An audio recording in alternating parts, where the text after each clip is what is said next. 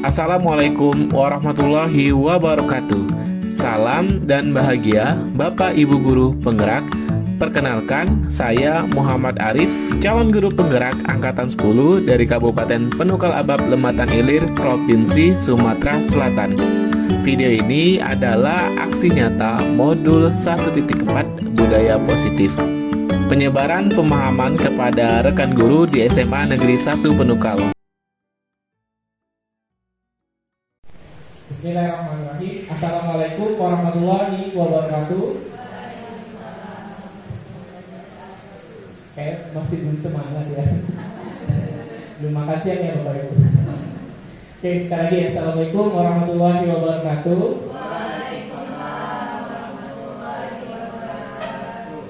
Alhamdulillah, terima kasih atas waktunya Bapak Ibu yang telah menyempatkan hadir pada siang hari ini pada kegiatan diseminasi saya, yaitu modul 1.4 tentang budaya positif.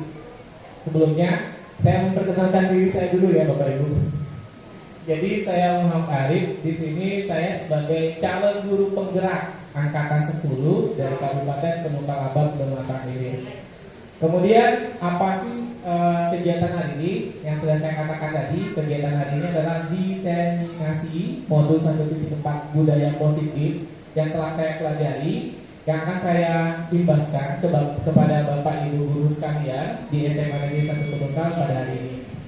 Nah, sebelum masuk ke materi, mungkin saya ada pertanyaan dulu ya. Pertanyaannya adalah, apa pentingnya menciptakan suasana positif di lingkungan Anda, di lingkungan kita? Ada yang mau menjawab? Pak Kaisar mungkin. Apa pentingnya? Penting gak sih menurut Bapak Ibu menciptakan penting? Apa pentingnya? Pentingnya ya bisa membuat suasana jadi ceria, jadi positif, jadi menarik, bersemangat, ya terutama bersemangat. Jadi siswa itu akan memperhatikan, terus ingin tahu apa lagi gitu. Itu. Oke, terima kasih, tepuk tangan dulu untuk Pak Faisal. Jadi benar apa yang dikatakan Pak Faisal tadi ya, kalau lingkungan kita positif, pasti kita Bapak Ibu guru yang bekerja pun akan merasakan semangat ya. Nah begitu juga dengan anak-anak. Kalau misalnya anak-anak merasa saya disayangi, saya dicintai oleh Bapak Ibu gurunya, mereka pasti akan semangat sekali untuk datang ke sekolah gitu kan. Walaupun hujan, walaupun panas, pasti akan datang ke sekolah. Nah, pada materi ini ada sedikit pesan dari Ki Hajar Dewantara, ya Bapak pendidikan kita. Katanya gini, kita ambil contoh perbandingannya dengan hidup tumbuh-tumbuhan. Seorang petani dalam hakikatnya sama kewajibannya dengan seorang pendidik. Yang menanam padi hanya dapat menuntut tumbuhnya padi. Ia dapat memperbaiki kondisi tanah, memelihara tanaman padi, memberi pupuk dan air, membasmi ulat-ulat atau jamur-jamur yang mengganggu hidup tanaman padi dan lain sebagainya. Jadi menurut Ki Hajar Dewantara, guru itu diibaratkan sebagai seorang petani. Siswa itu diibaratkan sebagai padi. Ya, jadi sudah selayaknya bahwa seorang petani itu hanya bisa menjaga, merawat, ya, terus memperbaiki kondisinya saja. Selebihnya itu adalah tergantung dari padinya itu sendiri. Kalau padinya bagus, kalau kita rawat dengan bagus, pasti akan menghasilkan padi yang bagus. Tapi kalau misalnya padinya sendiri sudah tidak bagus ya, kita mengusahakan untuk menghasilkan padi yang sebaiknya. Kemudian, nah ini Bapak Ibu ya, salah satu tanggung jawab seorang guru. Sebenarnya bukan salah satu sih, banyak di sini. Di sini saya katakan bahwa menciptakan suatu lingkungan positif yang terdiri dari warga sekolah yang saling mendukung. Jadi kalau saling mendukung pasti menciptakan lingkungan yang positif. Terus saling bekerja sama sehingga terciptanya kebiasaan-kebiasaan baik, dan kebiasaan baik tersebut akan menjadi tumbuh karakter yang baik pula, dan pada akhirnya karakter tersebut akan menjadi kebiasaan-kebiasaan yang akan membentuk satu budaya positif. Jadi di sini jelas Bapak Ibu ya, untuk menciptakan budaya positif berarti kita harus berawal dari apa dulu?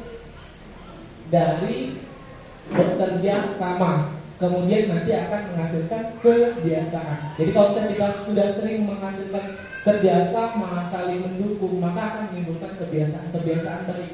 Nah, kebiasaan baik ini nanti akan menimbulkan karakter yang baik. Kalau sudah terbentuk karakter yang baik, maka akan menimbulkan budaya positif. Itulah yang dikatakan sebagai budaya positif. Kemudian tugas selanjutnya atau tanggung jawab selanjutnya adalah menghilangkan atau mencabut gangguan-gangguan yang menghalangi proses pengembangan potensi murid. Jadi di sini peran dari seorang guru jadi sangat penting sekali. Selanjutnya, ada pertanyaan sebenarnya.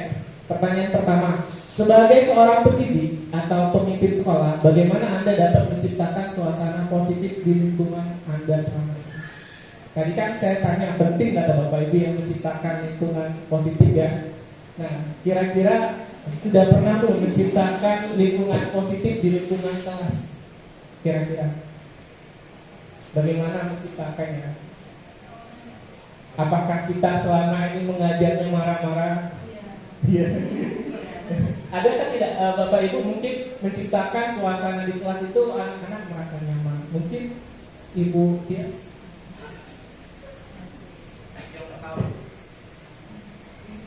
Bagaimana menciptakan suasana positif di lingkungan kelas? Biasanya saya memberikan kesempatan anak itu untuk memberikan pendapatnya terkait materi yang saya sampaikan, terus menanggapi temannya, belajar menanggapi pendapat temannya tadi, seperti itu. Terima kasih Bu Tias. Jadi kalau menurut Ibu Tias dari komunikasi Bu ya jadi anak-anak tadi kalau misalnya mau bertanya berarti kan tidak merasa enggan ataupun merasa berat gitu kan. Tapi kalau misalnya gurunya saja sudah harus diam gitu kan, karena harus turuti perkataan bapak atau ibu gurunya. Nah itu kan sudah pasti sangat terdoktrin. Nah dengan adanya komunikasi seperti itu yang saya katakan tadi, mungkin anak-anak tadi kalau tidak mengerti mereka akan mencoba untuk bertanya atau berkomunikasi dengan guru-gurunya. Oke, saya lanjutkan saja untuk pertanyaan berikutnya. Nah ini ada bermain peran ya. Ini ada rayu-merayu. Saya bacakan sekilas ya. Anda dan teman Anda akan melakukan kegiatan coba bukalah. Anda adalah A, tugas Anda adalah mengepalkan salah satu tangan Anda. Coba Anda bayangkan bahwa Anda menyimpan sesuatu yang sangat berharga di kepala tangan Anda. Jadi pura-pura kita memegang sesuatu di tangan. Oke. Anda perlu menjaga benda tersebut sekuat tenaga agar karena begitu pentingnya untuk kehidupan Anda. Kemudian tugas B temannya yaitu adalah mencoba dengan segala cara untuk membuka kepala tangan teman Anda tersebut. Nah, teman Anda boleh membujuk, menghardik, mengintimidasi, memarahi, menggoda, menggelitik, bahkan menawari Anda uang agar bisa bersedia membuka kepala tangan tersebut. Boleh kita praktekkan ya? Karena di sini Pak Faisal sendirian ya. Ada ibu kita mungkin kita coba berdua ya. Ibu kita yang memegang tangan, Pak Faisal mau meraih, kira-kira dibuka nggak sama ibu kita kepala tangan? Kita digenggam tangannya Bu. Pura-puranya ada sesuatu. Nah, ibu kita tuh jangan sampai dilepas. Nanti Pak Faisal kepo sekali pengen tahu gitu kan. Bisa nggak Pak Faisal meraih ibu kita?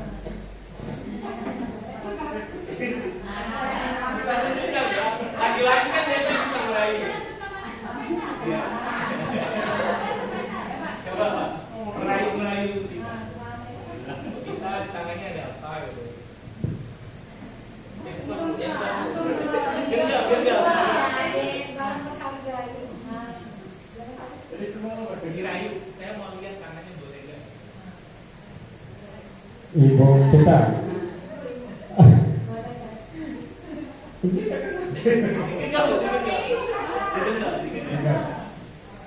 Ada apa sih di tangan Ibu? Gak apa-apa. Ada.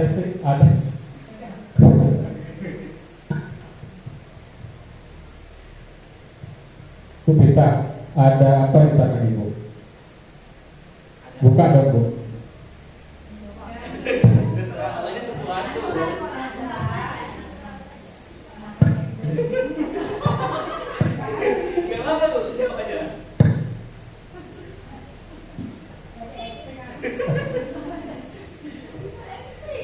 Ayo Bu, buka Bu, ada perjuangan Ibu.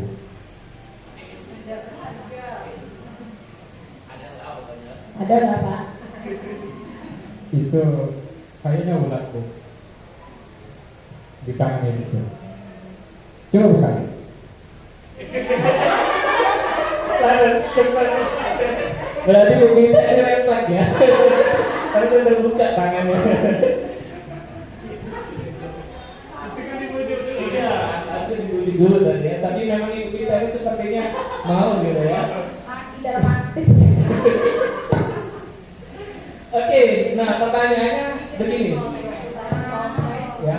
Satu, apakah Anda atau B membuka tangan Anda? Mengapa apa alasan Anda membuka kepala tangan? Kira-kira tadi kan Ibu Pita terbuka ya. Kalau menurut Ibu Pita tadi kenapa bisa membuka tangan? Refleks saja Pak. Berarti bukan karena rayuan Pak Faisal ya. Nah, begitu pun sebaliknya. Kalau misalnya ada yang mungkin juga bersikukuh untuk tidak membuka ya. Misalnya isinya tadi itu emas supaya Pak Faisal tidak tahu kalau dia tidak bisa mengambilnya gitu kan. Nah, itu bisa saja terjadi. Jadi bisa ada dua kemungkinan. Nah, pertanyaan ketiga menurut saya yang penting dalam kegiatan ini sesungguhnya siapa yang memegang kendali atau kontrol untuk membuka atau menutup kepala tangan tersebut? Menurut Bapak itu tadi siapa, Ibu Pita atau Pak Faisal? Bu Pita ya, jadi yang mengontrol sebenarnya itu adalah yang orang yang memegang kepala tangan itu tadi. Kalau misalnya mau dibujuk, mau dirayu, kalau misalnya dia kuat, berarti akan tetap terkepak. Tapi kalau misalnya dia tadi mudah terayu ataupun refleks, pasti akan terkepak. Itulah yang akan kita bahas pada hari ini. Ya, sama seperti Ibu Nek tadi, ada 7 atau 8. Berarti masih fokus ya. Jadi yang pertama kita akan belajar paradigma pembelajaran baru, kemudian disiplin positif, motivasi perilaku manusia, kebutuhan dasar, posisi kontrol restitusi, keyakinan kelas, dan segitiga restitusi. Oke, yang pertama sama tentang paradigma pembelajaran baru. Tadi sudah panjang lebar dijelaskan oleh Ibu Nek. Jadi apa ya? Paradigma ini pergeseran antara stimulus respon menjadi teori kontrol. Jadi apa yang orang-orang inginkan bisa kita lakukan ataupun sebaliknya. Nah ini ya stimulus respon di mana kita mencoba mengubah orang agar berpandangan sama dengan kita. Sedangkan menurut teori kontrol kita berusaha memahami pandangan orang lain tentang dunia. Yang mungkin tadi sudah dijelaskan. Saya lanjut ke bagian disiplin positif. Ya, disiplin positif ini di mana ada kemerdekaan. Nah ini kata-kata dari penyajian Dewantara. Di mana ada kemerdekaan, disitulah harus ada disiplin yang kuat. Sesungguh pun disiplin itu bersifat self disiplin, yaitu kita sendiri yang mewajibkan kita dengan sekeras-kerasnya. Tetapi itu sama saja, sebab jika kita tidak cakap melakukan self disiplin, wajiblah penguasa lain mendisiplinkan kita. Dan peraturan demikian itulah yang harus ada dalam suasana yang merdeka. Jadi sebenarnya yang mengatur disiplin itu adalah orang itu sendiri. Jadi kalau misalnya kita memaksa orang lain tersebut untuk melakukan, tapi orang yang tidak mau, ya itu akan sia-sia saja. Nah, sejalan dengan pemikiran Ki Hajar Dewantara tadi, kata disiplin itu sebenarnya mengacu pada kata murid atau pengikut. Jadi untuk menjadi seorang murid atau pengikut, seorang harus paham betul apa alasan mengapa mereka mengikuti suatu aliran. Nah, selanjutnya yang saya mau sampaikan adalah terkait nilai-nilai kebajikan. Coba Bapak Ibu, 1, 2, 3, 4, 5, 6. Pernah mendengar atau melihat kata-kata ini atau nilai-nilai ini? Pernah? Apa? DRPP, yang lain? Apa? Beriman, bertakwa kepada Tuhan Yang Maha Esa dan beramal mulia. Benar. Ini nilai-nilai kebajikan dari profil pelajar Pancasila. Ya, ini yang akan kita pahami sebagai guru. Kemudian yang ketiga, saya akan menjelaskan tentang motivasi perilaku manusia. Masih ingat gak? Tadi sudah dijelaskan ada 3 ya motivasi perilaku manusia. Kenapa sih orang itu bisa melakukan sesuatu? Ada 3 faktor. Yang pertama, untuk menghindari ketidaknyamanan atau hukuman. Motivasi kita terlambat datang supaya datang tepat waktu ke sekolah, apakah kita karena takut dihukum? Atau yang kedua, karena untuk mendapatkan imbalan atau penghargaan dari orang lain. Misalnya kita datang ke sekolah tepat waktu supaya apa? Apakah kita ingin dicap sebagai guru yang teladan, atau kita ingin dicap sebagai guru yang berprestasi? Apa yang ketiga? Untuk menjadi orang yang mereka inginkan dan menghargai diri sendiri dengan nilai-nilai yang mereka percaya. Yang ketiga ini ya walaupun tidak dihukum ataupun tidak mendapatkan imbalan, tapi karena kesadaran sendiri. Saya ingin datang tepat waktu bukan karena orang lain, tapi karena diri saya untuk bisa mengatur diri saya supaya disiplin. Nah, dari ketiga motivasi tadi, ya, dua motivasi itu berasal dari eksternal. Eksternal itu berarti dari luar, ya. Yang pertama mendapatkan hukuman, yang kedua mendapatkan imbalan atau penghargaan. Sedangkan yang ketiga itu adalah motivasi intrinsik atau motivasi yang berasal dari diri manusia itu sendiri. Nah, saya ada kasus Bapak Ibu di sini. Ya, kelihatan nggak? Boleh Ibu Pip dibacakan. Motivasi perilaku manusia. Sebagai seorang guru, saat Anda hadir mengajar di kelas tepat waktu, motivasi apakah yang mendasari tindakan Anda? Apakah Anda datang tepat waktu karena tidak ingin ditegur oleh atasan Anda dan kemudian mendapatkan surat peringatan, menghindari ketidaknyamanan dan hukuman, atau Anda ingin mendapatkan pujian dari atasan Anda dan mendapatkan penghargaan sebagai karyawan atau guru berprestasi, mendapatkan imbalan atau penghargaan dari orang lain, atau Anda ingin menjadi orang yang menghargai waktu, menghargai diri Anda sendiri sebagai teladan bagi murid-murid Anda, karena Anda percaya tindakan Anda sebagai guru akan dicontoh oleh murid-murid Anda, menghargai nilai-nilai diri sendiri. Maka motivasi yang paling kuat mendasari tindakan Anda, atau bahkan kombinasi dari dua motivasi atau bahkan ketiga-tiganya. Oke, terima kasih Ibu. Langsung dijawab dari Ibu Fitri. Saya Kalau Ibu Fitri sendiri datang ke sekolah tepat waktu itu motivasinya apa? 1, 2, 3. Tidak membarengkan sisa ya? Ketiga. Apa yang ketiga? Yang ketiga apa?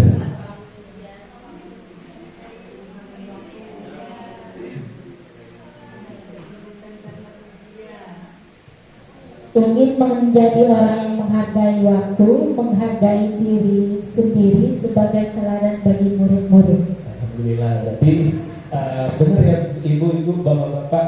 Jadi kalau misalnya gurunya sendiri belum punya motivasi intrinsik, bagaimana kita bisa menjadi teladan untuk siswa-siswanya sendiri? Mungkin siswa di sini beranggapan saya datang tepat waktu supaya saya tidak dihukum oleh guru piket, supaya saya tidak membersihkan WC ataupun yang lain-lain. Nah, jadi kalau misalnya timbul dari kesadaran ini, ya pasti akan berjalan dengan baik.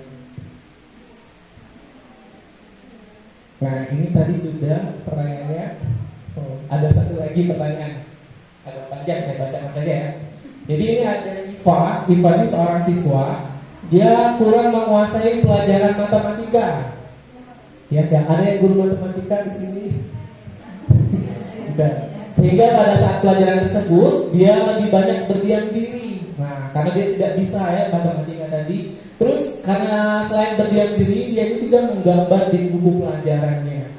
Pada saat guru matematikanya Pak Seno, ini Pak Seno berarti guru matematika, yang menanyakan pertanyaan, Ivan menjadi gugup.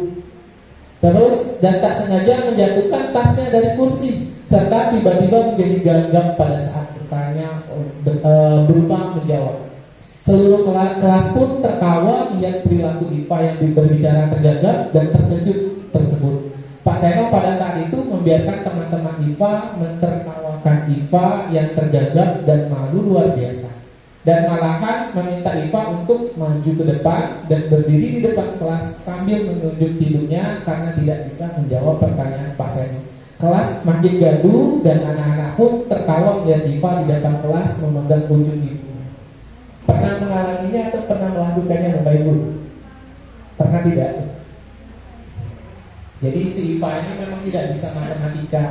Ya, dia ini diam, terus tiba-tiba si Pak Seno ini tadi menghampiri dia mau bertanya, karena dia gugup, jadi langsung jatuh tasnya, langsung ditertawakan oleh teman-temannya. Nah, terus Pak Seno tadi bukannya malah mendiamkan teman-teman yang lain, tapi menyuruh menjawab pertanyaan di depan kelas, si IPA tidak bisa menjawab, malah dihukum. Boleh saya minta tanggapannya ibu-ibu atau bapak-bapak bagaimana? Bu Arida, boleh? Baiklah, terima kasih sebelumnya. Menanggapi dari contoh kasus IPA, ya,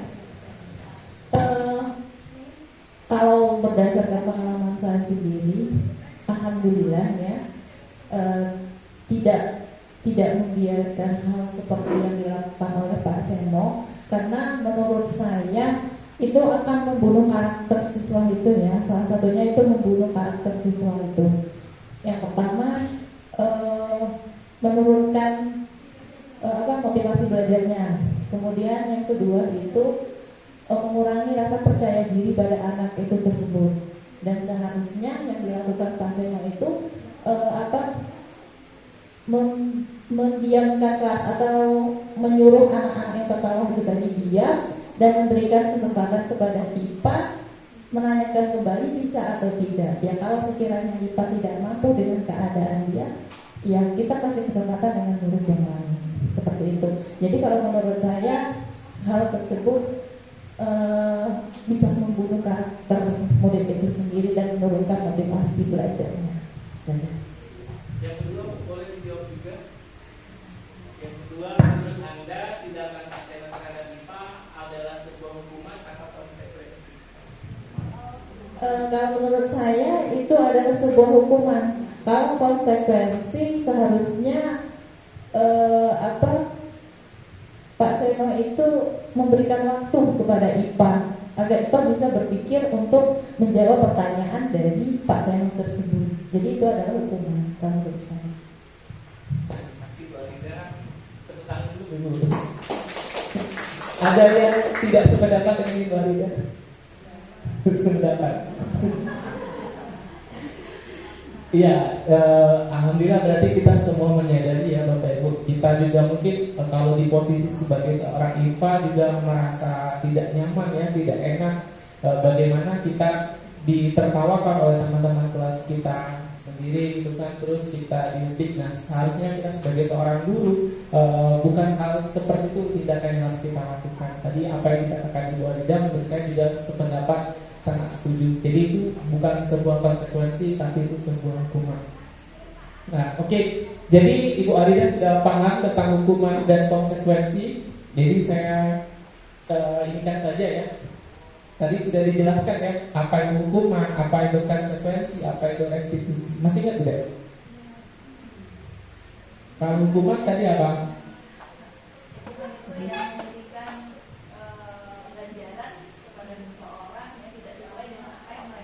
Oke, tidak sesuai dengan perbuatan mereka.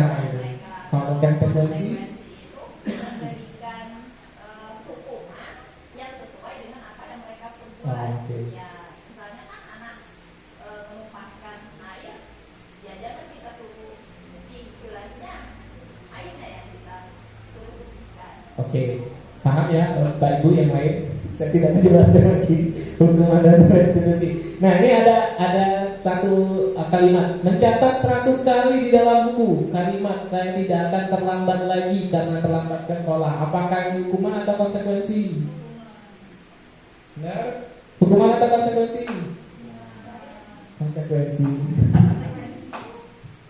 Oke, yang kedua, lari mengelilingi lapangan basket 2 kali karena terlambat hari di sekolah. Ya, benar. Oke, benar satu ya. Oke, yang ketiga, membersihkan coretan yang dibuat di meja tulis. Iya, benar.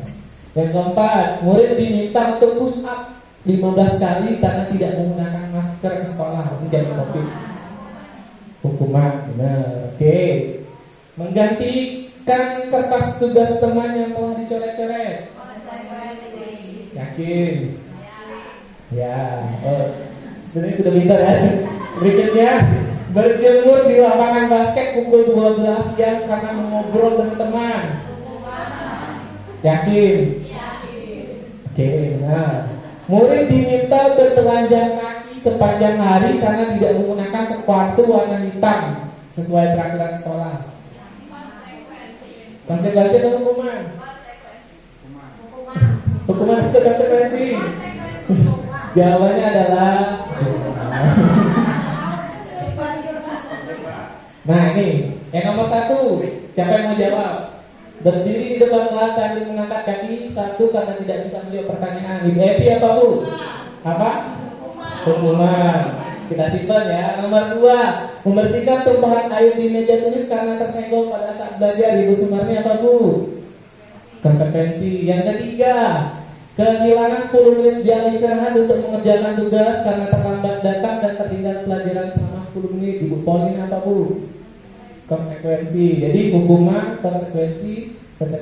Nomor 4, Pak Faisal apa Pak? Duduk di bangku di pinggir lapangan pada jam istirahat tidak diizinkan bermain oleh guru piket karena mencederai teman saat bermain di lapangan.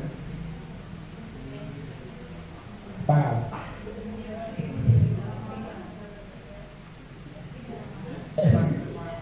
Dia tidak boleh diizinkan Pak untuk main. Apa? Konsekuensi. Yang kelima, Bu Bita apa Bu? Membersihkan WC sekolah karena mematahkan pensil kawannya. Ibu Bita ini kayaknya. Nah ini jawabannya. Benar?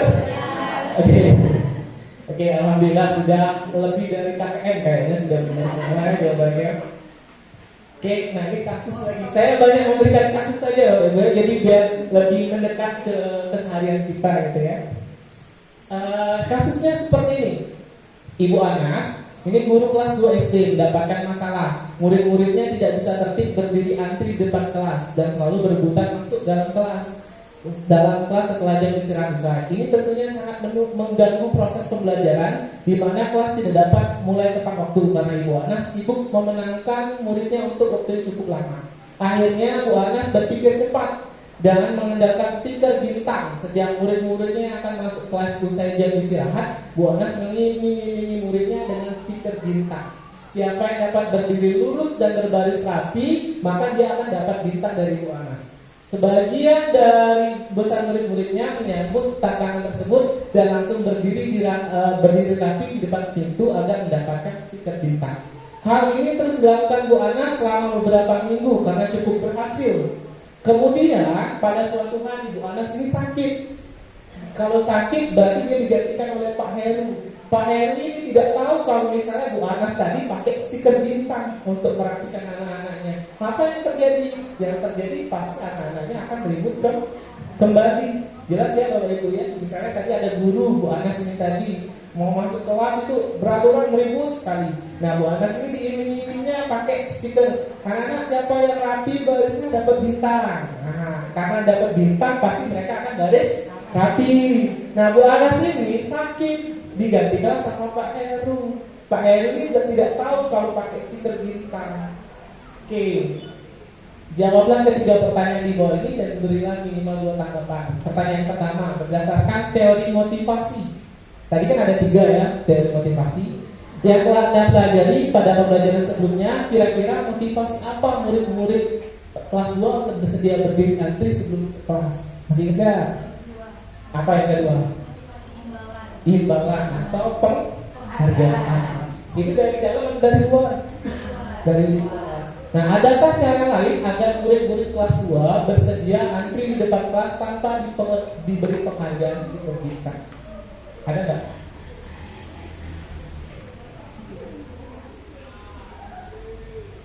Adakah yang bisa kita lakukan supaya anak-anak tadi tetap baris rapi walaupun tidak diberikan stiker bintang? Ibu Epi mungkin yang punya anak SD.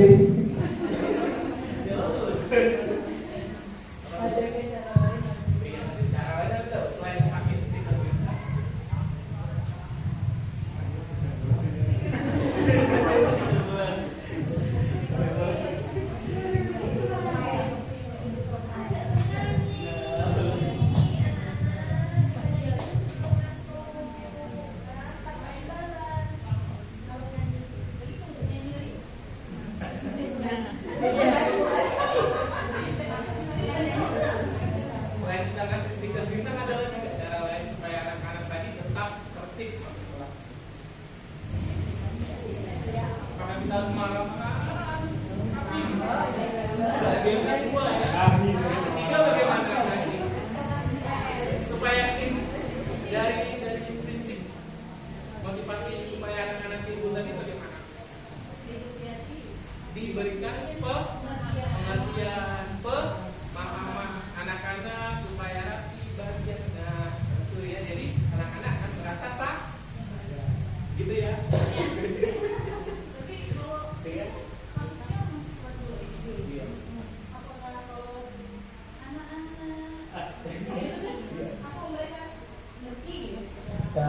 Kita menyesuaikan kondisi anak-anak yang tersebut. Kalau misalnya anak-anak yang SD, bagaimana supaya anak-anak tadi bisa paham gitu kan? Kalau kita kan anak-anak yang SMA, ya.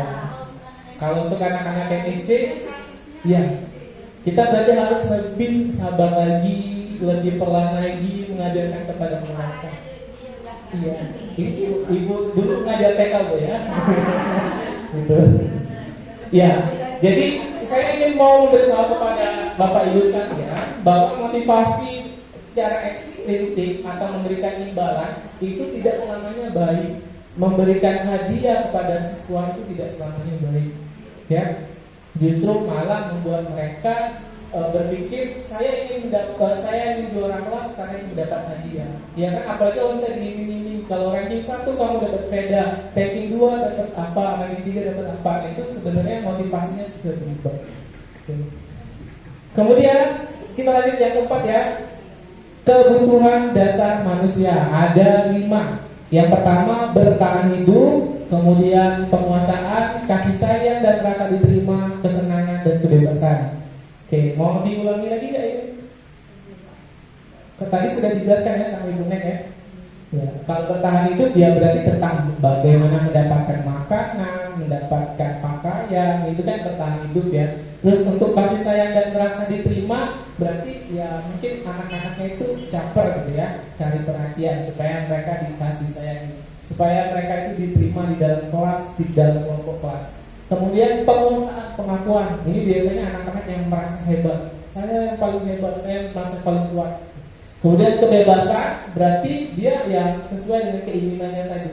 Saya ingin menggambar di luar, saya ingin menggambar orang lain. Pokoknya sesuai dengan keinginan. Kesenangan berarti itu adalah kebutuhan akan kesenangan dirinya sendiri.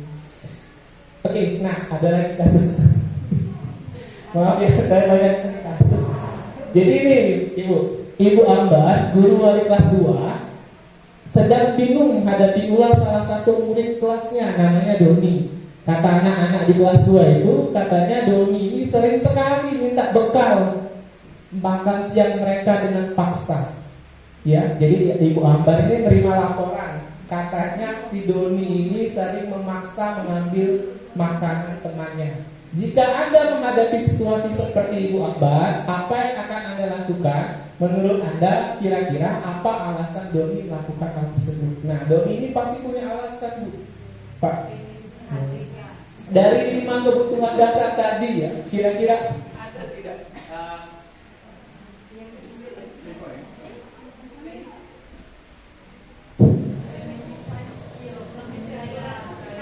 Kurang kasih sayang.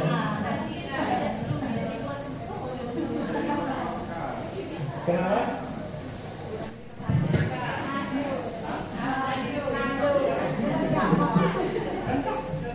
Kira-kira motivasinya apa Bapak Ibu?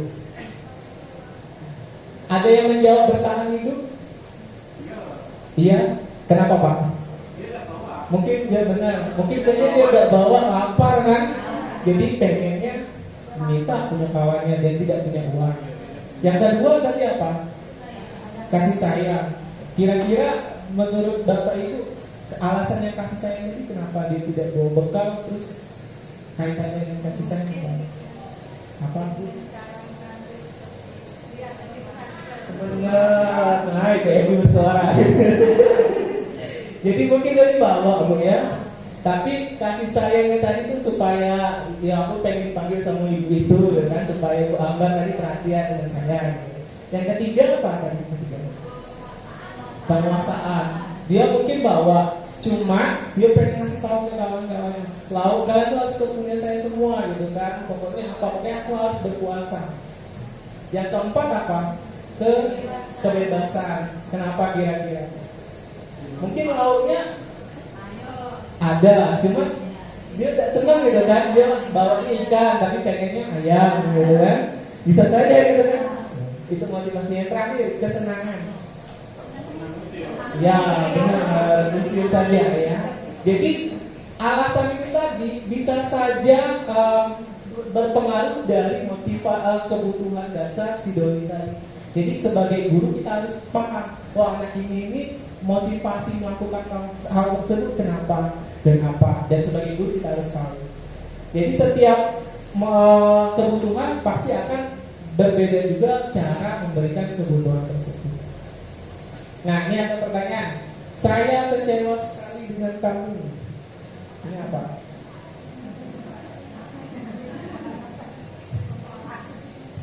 Ini apa ya? Kebutuhan dasarnya. Saya kecewa sekali dengan kamu. Apa?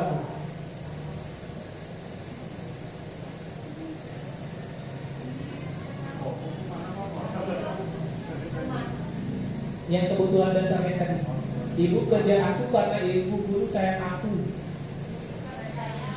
Iya, kasih sayang ya. Aku hebat kan bisa bikin ibu guru kejar aku. Penguasa. Kan aku hebat gitu kan. Kemudian aku bosan belajar mewarnai terus di dalam kelas. Kebebasan terus. Sudah habis, itu saja untuk yang kebutuhan dasar. Kemudian keyakinan kelas. Keyakinan kelas tadi beda ya dengan peraturan kelas. Kalau peraturan kelas itu dibuat oleh guru mata pelajaran, sedangkan kalau keyakinan kelas dibuat oleh wali kelas. Ya, kapan ini dibuatnya? Pada awal pembelajaran. Jadi sebelum kita melakukan kegiatan pembelajaran, kita buat dulu kesepakatan kelas untuk guru mapel. Apa yang harus disepakati bersama supaya anak-anak juga paham kalau misalnya hal tersebut tidak boleh dilakukan. Begitupun dengan keyakinan kelas yang dilakukan oleh guru kelas tadi supaya anak-anak juga paham apa keyakinan kelas. Tadi pertanyaan Pak Pastor menarik yang disampaikan tadi Pak ya. Guru mapel itu kalau buat semua berarti penuh gitu kan di kelas ya. Ya kan, kalau misalnya guru IPA buat di sini, guru fisika, nanti guru PAI, guru PPKN, jadi penuh. Apakah bagi sebanyak itu untuk membuat peraturan kelas? Pertama kalau menurut saya Pak ya, kita lihat kalau misalnya sudah ada di keyakinan kelas, berarti cukup saja di keyakinan kelas. Tapi kalau misalnya belum ada dan kira-kira itu perlu ada di pelajaran kita, berarti itu silakan ditambahkan. Misalnya ya, apakah pelajaran saya ini kan mulainya setelah istirahat? Misalnya ya, tidak semua guru kan pelajarannya setelah istirahat. Jadi kalau saya pelajaran istirahat, saya membuat peraturan kelas, anak-anak boleh terlambat maksimal 10 menit. Nah, tapi kan kalau pelajaran yang lain belum tentu kan 10 menit. Jadi ditambahkan seperti itu. Atau misalnya yang berbeda dari mata pelajaran yang lain, silakan ditambahkan. Masih semangat? Masih ada 2 lagi ya yang saya mau jelaskan. Posisi kontrol guru. Oke, yang pertama, guru sebagai penghukum, guru sebagai pembuat merasa bersalah, guru itu sebagai teman, guru sebagai pemantau, dan guru sebagai manajer. Selama ini yang mana yang berperan Bapak Ibu sebagai apa? 1, 4, 3. Pembuat merasa besar. Apa sih ciri-ciri dari guru ini? Tadi sudah dijelaskan ya. Kalau misalnya penghukum, dia mengerti, pasti keluarnya kata-kata yang sedikit nada tinggi ya kalau untuk menghukum.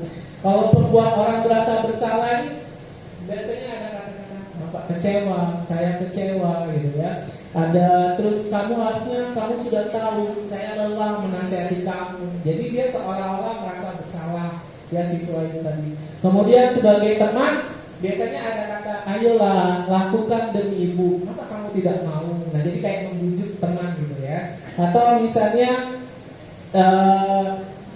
ingat tidak bapak pernah membantu kamu, masa kamu lupa. Pokoknya dia bertindaknya sebagai teman. Nah kalau sebagai pemantau biasanya dia mengatakan apa peraturannya, dia mengkaitkan dengan peraturan-peraturan sekolah. Kemudian, nah yang manajer ini berkaitan dengan bagaimana menyelesaikan permasalahan yang ada. Apa yang kamu yakini, apa yang bisa kamu kerjakan untuk memperbaiki masalah. Jadi bersama-sama murid mencari mencari solusi dari masalah. Oke, nah jadi dari kelima posisi kontrol tersebut sebaiknya kita berada di posisi mana? Posisi manajer. Walaupun untuk nanti menerapkan posisi manajer ini sangat sulit ya. Saya pun merasa sepertinya hanya teori saja ini yang mudah, tapi untuk pelaksanaannya agak susah. Tapi tidak apa Bapak Ibu. Tujuan diseminasi ini kita sama-sama belajar supaya apa yang menjadi kebiasaan-kebiasaan kita bisa terus diterapkan seperti itu. Nah ini keyakinan kelas. Jadi saya sudah membuat keyakinan kelas bersama Ibu Nen juga, bersama siswa-siswa bagaimana penerapan keyakinan di kelas. Nah seperti ini ya. Jadi para siswa menuliskan kira-kira peraturan apa yang perlu diterapkan. Jadi mereka sendiri yang menentukan peraturan itu. Jadi bukan gurunya hanya membantu mengkoordinir saja kira-kira apa yang perlu disepakati bersama. Jadi kalau misalnya mereka sendiri yang buat, mereka sendiri akan tahu jika melanggar apa yang akan diterima. Ya. Terus nanti akan disepakati, ditempel di kelas supaya mereka sama-sama ingat. Oke. Nah, berikutnya yang ketujuh yaitu adalah segitiga restitusi. Ya, segitiga restitusi. Restitusi ini adalah bagaimana kita mencari solusi atas permasalahan. Jadi karena segitiga berarti ada tiga ya. Tahapan yang pertama kita itu harus menstabilkan identitas. Kita tanya dulu kenapa kita benarkan kamu berbuat seperti itu wajar saja, kamu marah-marah seperti itu ya wajar saja. Jadi kita menstabilkan identitas dia. Kemudian yang kedua adalah validasi tindakan yang salah. Nah kalau sudah kita bela, kita validasi apakah benar perbuatanmu itu. Jadi kalau misalnya kita sudah ajak dia, baru kita tanyakan kenapa kamu melakukan hal tersebut. Nah kemudian yang ketiga, yang terakhir itu adalah menanyakan keyakinan. Kira-kira keyakinan kelas apa yang sudah kamu langgar, ya kan? Apa yang sudah dibuat tadi. Ini tahapannya. Nah sebelum ke terakhir saya mau memberikan ini dulu ya, video ke Bapak Ibu yang sudah saya lakukan di kelas.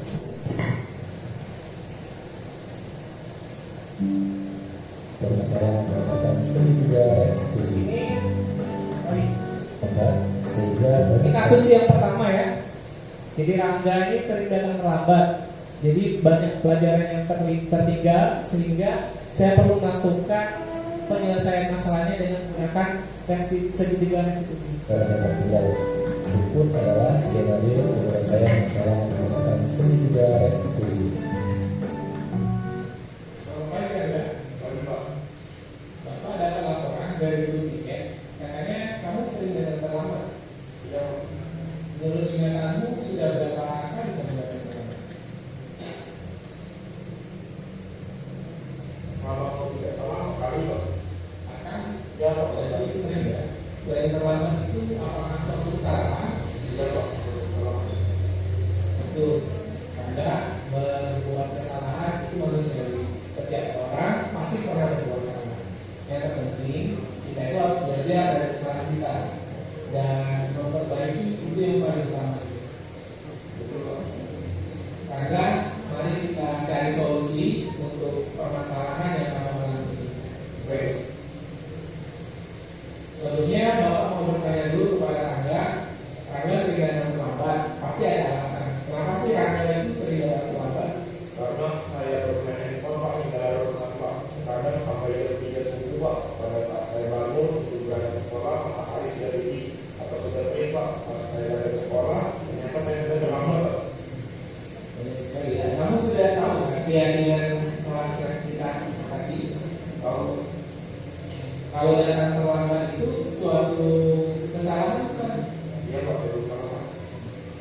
Menurut kamu keyakinan kelas apa yang akan kamu ada?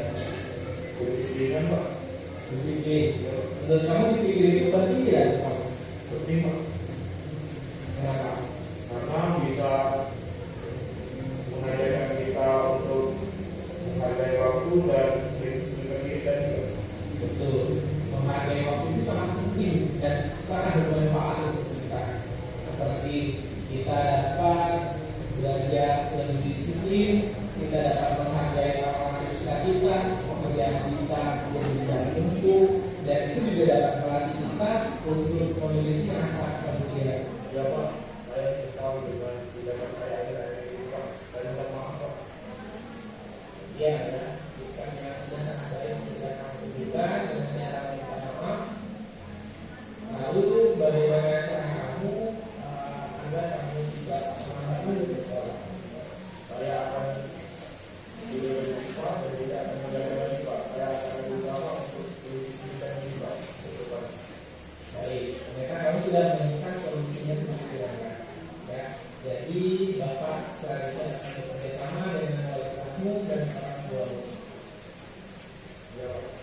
Kalau itu, saya akan kembali ke kelas dan melanjutkan kembali. Ya Pak, terima kasih Pak.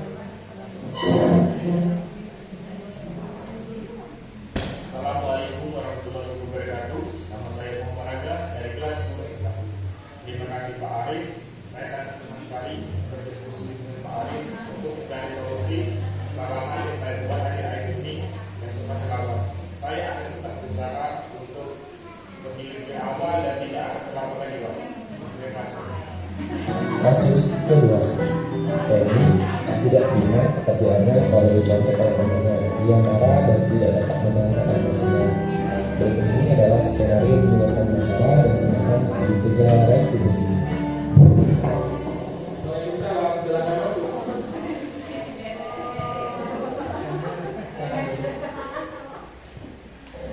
Selamat pagi, Penny. Bapak dapat laporan dari ketua kelas. Katanya kamu sudah datang ya, Pak Fauzan?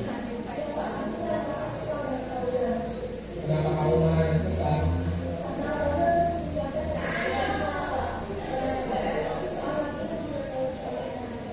Oh begitu. Wajar sih kalau kamu marah seperti itu.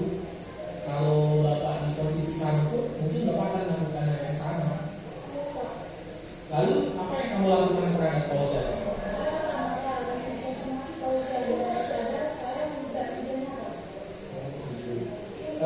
Kamu pasti punya alasan kenapa kamu melakukan tindakan tersebut.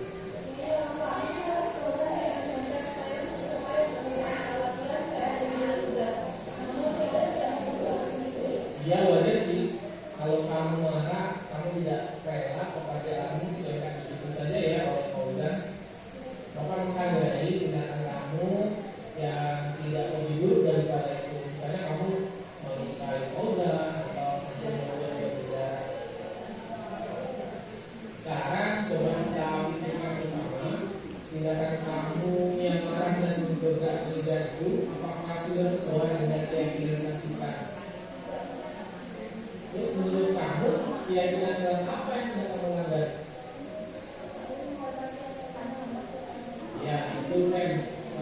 Menurut kamu saling menghormati itu penting atau tidak?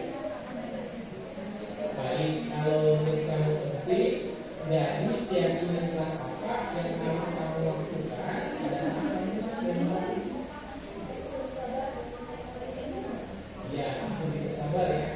Terus untuk memperbaiki masalah ini bagaimana? Apakah kamu bersedia?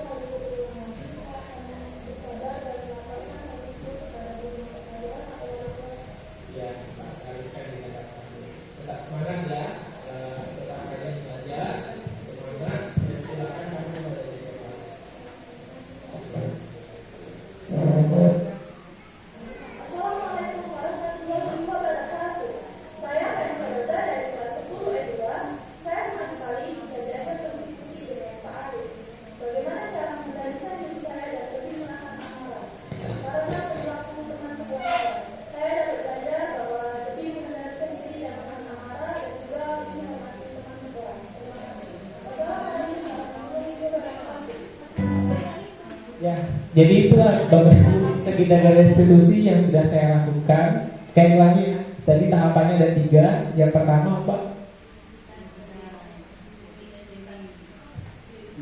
Menstabilkan identitas.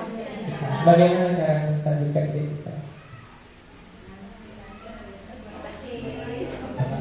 Oke, tidak apa-apa ya, kamu berbuat salah. Tidak ada manusia yang tidak pernah berbuat salah. Manusia itu pasti pernah berbuat salah. Iya, betul. Jadi kita tidak serta-merta langsung memarah dia balik. Yang kedua, validasi tindakan yang salah. Bagaimana caranya validasi tindakan yang salah? Apa alasannya? Bukan? Apalagi? Kenapa Pak? Lebih menanyakan ya apa penyebabnya. Yang ketiga yang terakhir menanyakan keyakinan.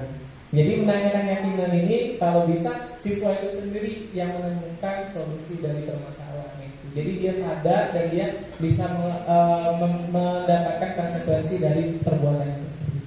Oke, sampai di sini ada yang mau ditanyakan Bapak Ibu, kita diskusi. Sudah selesai untuk materi saya. Saya buka sesi pertanyaan. Apa? Impias? Ada yang mau ditanyakan? Iya, boleh.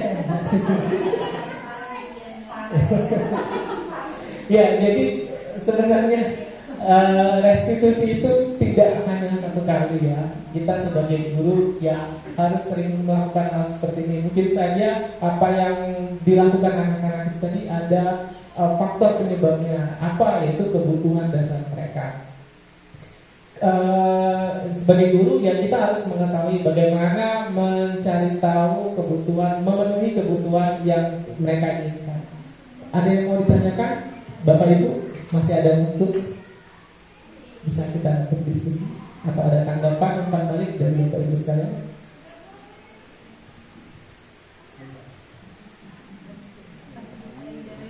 Ibu Sumarni mungkin memberi tanggapan Bu.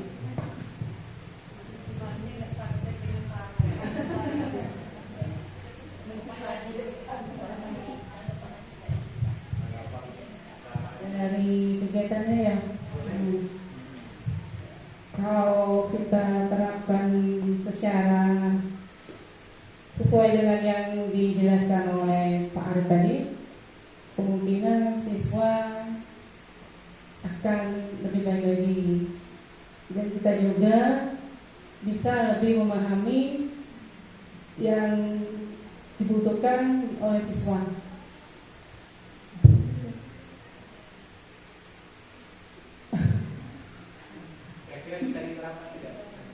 Insya Allah dicoba. Mungkin kalau kita coba, siswa akan menjadi lebih baik lagi, dan guru juga sama seperti itu. Nah, mungkin itu saja, Pak Arif.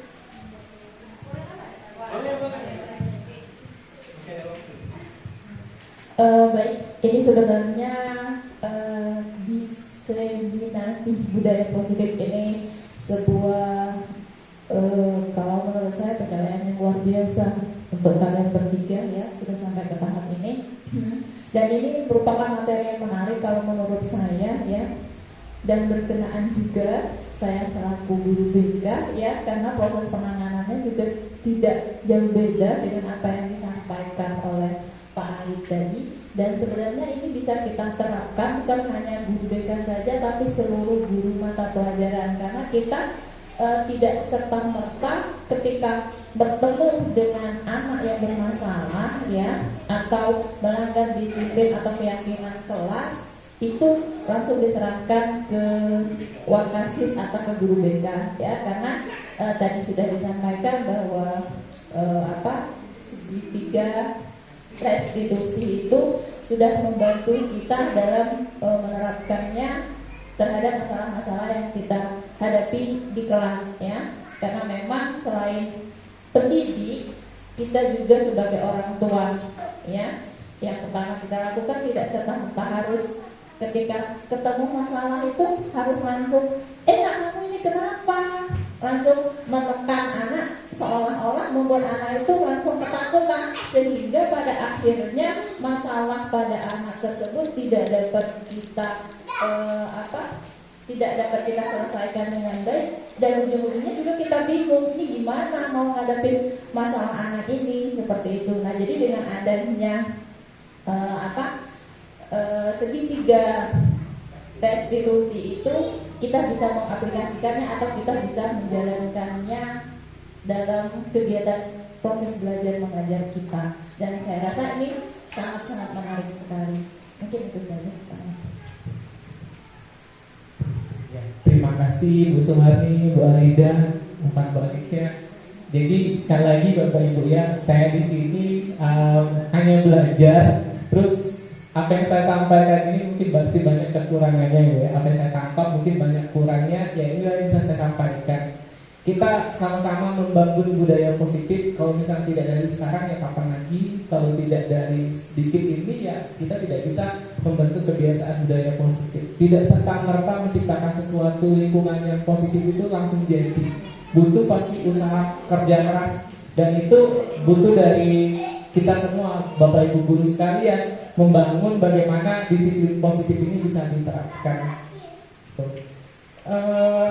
Semoga nanti ya kalau misalnya hal ini agak ragu diterapkan, ya kita coba saja dulu Bapak Ibu. Sesuatu yang tidak coba kita tidak tahu berhasil atau tidak. Walaupun nanti tidak berhasil, kita akan belajar bagaimana mengusahakan hal tersebut bisa berjalan lagi dengan baik.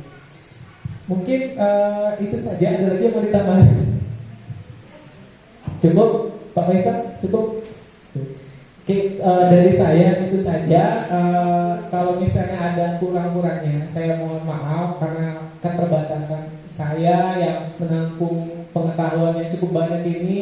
Jadi saya yang bisa saya sampaikan hanya seperti ini saja. Semoga bisa mencerahkan ya Bapak Ibu sekalian, walaupun kita di sini hanya sedikit ya, tapi semoga bisa menularkan ke teman-temannya yang lain atau bisa kita terapkan sendiri ke depannya.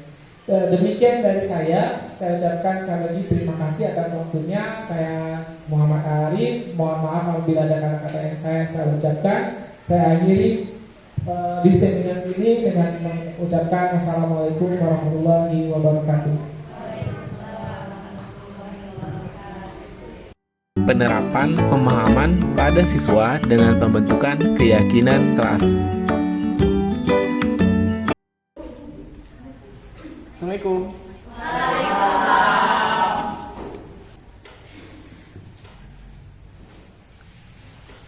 Selamat pagi anak-anak. Bagaimana kabarnya hari ini? Baik. Jadi untuk hari ini sebelum kita memulai pembelajaran, Bapak akan mengajak kalian membuat suatu keyakinan kelas. Ada yang sudah tahu apa itu keyakinan kelas? Belum pernah dengar sama sekali? Belum. Kalau peraturan kelas? Pernah. Apa itu peraturan kelas? Lagi. Tidak membuang sampah sembarangan. Tidak terlambat. Tidak boleh membuang sampah sembarangan. Tidak membuang sampah sembarangan. Betul, gitu ya. Apa ini? Tidak ribut. Tidak merusak sekolah. Ya, itu semua peraturan kelas yang sebenarnya kita pahami. Nah, yang hari ini kita buat itu adalah keyakinan kelas. Apa bedanya peraturan kelas dengan keyakinan kelas? Bapak analogikan seperti ini. Misalnya ya, kalian berada di Palembang, bawa motor, lewat lampu merah atau ada polisi. Kira-kira kalian pakai helm itu tadi supaya apa? Supaya tidak ditilang, Pak. Tidak ditilang. Tapi kalau misal tidak ada polisi, apakah kalian menggunakan helm? Gunakan. Pakai. Nah, jadi kalau peraturan tadi, kalian harus menggunakan helm supaya tidak ditilang. Ya. Tapi kalau misalnya kalian tetap menggunakan helm walaupun tidak ada polisi, itu namanya adalah keyakinan kelas. Paham bedanya? Kenapa keyakinan kelas? Kenapa kalian menggunakan helm walaupun tidak ada polisi? Karena supaya Iya, aman. Kalian supaya kalau terjadi kecelakaan tidak terjadi apa? Ya, itu. Jadi keyakinan kelas itu timbul dari diri kita sendiri. Jadi betul sekali apa yang kalian katakan tadi, bahwa peraturan-peraturan kelas yang telah kalian buat itulah yang sebenarnya biasa kita lakukan. Nah, hari ini kita akan membuat keyakinan kelas. Di sini Bapak sudah menyediakan kertas berwarna atau post-it. Jadi setiap kalian akan menuliskan peraturan kelas apa yang akan kita terapkan. Nah, peraturan kelas di sini adalah sebuah kalimat yang tidak abstrak, yang jelas. Kemudian kalimatnya berupa kalimat positif.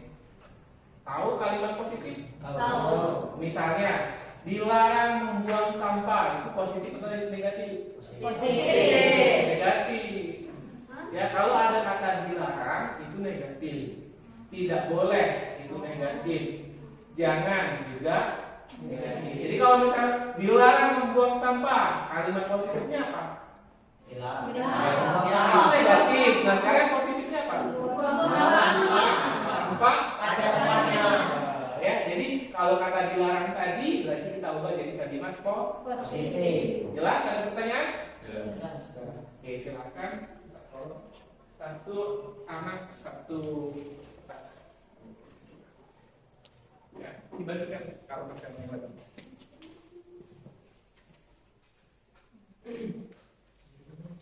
Oke.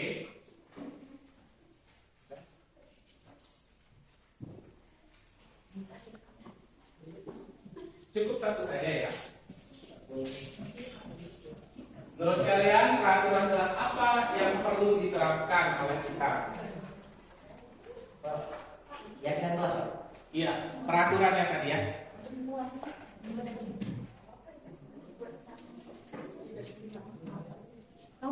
Tulis.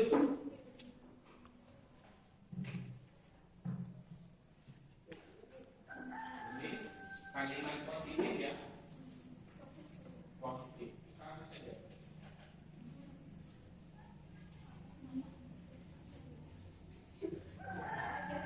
Positif. Tidak boleh dilarang. Jangan. Kalau dilarang contek berarti apa? Dilarang contek. Jadi kalimat positifnya apa? Jadi diubah jadi apa? Ayo mencontek. Jangan mencontek kan tidak. Jadi apa? Ayo mencontek. Harus jujur. Kalau sudah, sekarang silakan kalian tempelkan di depan supaya kita lihat bersama-sama apa peraturan kelas yang kalian akan buat. Silakan yang sudah silakan ditempelkan ke depan. Ya.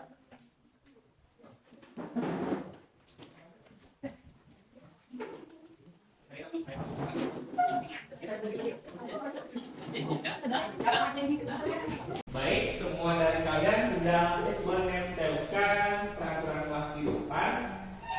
Bapak bacakan satu-satu ya. Oh, atau ada yang mau membacakannya, membantu saya? Tasya bisa membantu Bapak untuk membaca? Ika soal isu. Ayo, boleh? Iya, boleh. Yang besar ya, supaya teman-temannya terdengar. Buanglah sampah pada tempatnya. Terus, Jangan memakai sepatu di kelas. yang itu Jangan keluar. kan? Jangan keluarkan baju. Sekali itu. Membuang sampah pada tempatnya. Oke, terima kasih Jen. Tadi ada yang kalian dengar kan? Masih ada kalimat yang negatif ya? Apa tadi? Ini nanti sudah kita ubah nih. Jangan memakai sepatu di kelas. Berarti kalimatnya seperti apa? Melepas sepatu. Melepas sepatu. Melepas Sepatu saat di dalam kelas. melepas sepatu saat dalam kelas. Nah, setelah dibaca, tersirat ini tadi sudah dibaca. Beberapa ada yang sama ya. Ya. Ada yang menggunakan kerapian, kebersihan. Jadi Bapak kelompokkan dulu mana yang sama supaya kita bisa menjadinya lebih ringkas. Oke, buang sampah pada tempatnya. Ini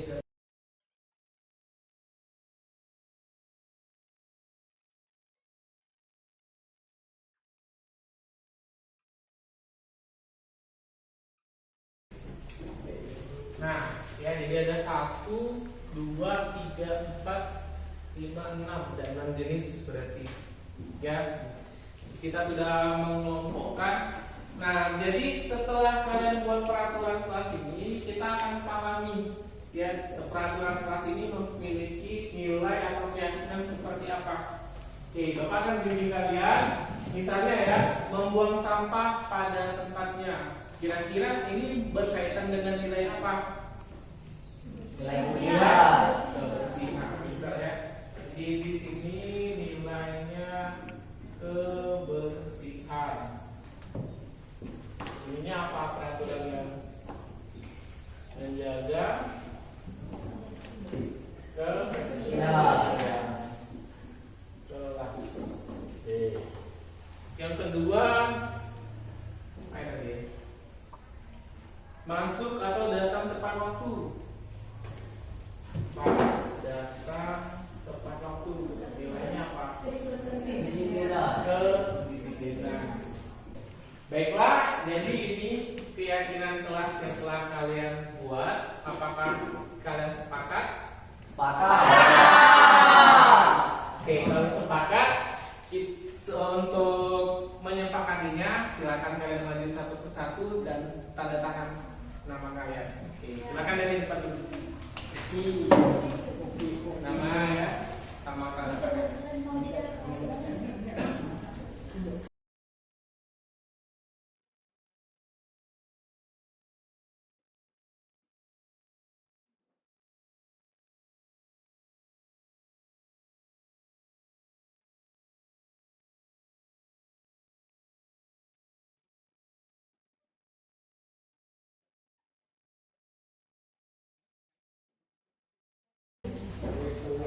Oke, kalau sudah kita buat keyakinan kelas, Bapak akan melanjutkan. Yang berikutnya adalah tampak seperti. Satunya lagi, tidak tampak seperti. Oke, misalnya ya, tampak seperti datang tepat waktu. Kalau tidak tampak seperti apa? Selalu terlambat. Lambat. Selanjutnya, setelah kalian tahu tampak seperti dan tidak tampak seperti, Bapak akan memberitahu kalian ada yang namanya tabel Y. Apa itu tabel Y? Di mana di sini ada kata terdengar, terlihat, tertudan, dan apa? Tertutup. Berperilaku.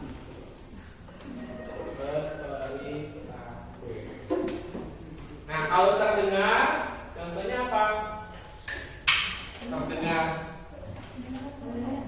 Pak, izin keluar kelas. Apalagi? Terlihat, dia tahu. Yang terdengar dulu. Baik, izin apa lagi? Menjawab pertanyaan guru. Apa itu? Izin bertanya. Apa lagi? Menjawab. Apa lagi tadi itu? Izin menjawab. Apa? Izin menjawab kelas. Selamat pagi. Oke, jadi ada tugas guru, tugas murid, bukan tugas guru dan bukan tugas murid. Tugas guru tadi apa? Mengajar. Ya, boleh tuliskan. Mengajar. Kalau tugas murid? Belajar. Ya, terima kasih Tasya. Oke, jadi sudah jelas ya, kita sudah membuat apa tadi yang pertama? Peraturan kelas. Kelas. Kemudian keyakinan kelas. Kemudian Tampak seperti dan tampak tidak seperti. tabel. Yang terakhir Tugas guru. jadi Bapak harapkan dengan peraturan dan keyakinan kelas yang telah kita buat bersama ini, kalian pahami sendiri, kalian yakini sendiri ketika kalian melakukan hal tersebut tidak sesuai, berarti kalian harus bertanggung Jawab. Oke, demikianlah untuk kegiatan membuat keyakinan kelas pada hari ini. Respon murid terhadap keyakinan kelas.